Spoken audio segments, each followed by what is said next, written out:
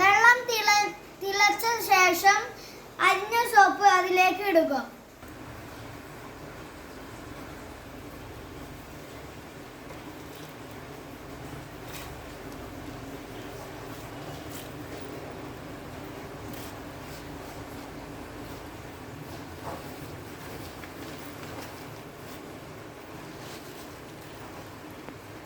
നന്നായിട്ട് സോപ്പ് അലിഞ്ഞ ശേഷം തീ ഓഫാക്കുക.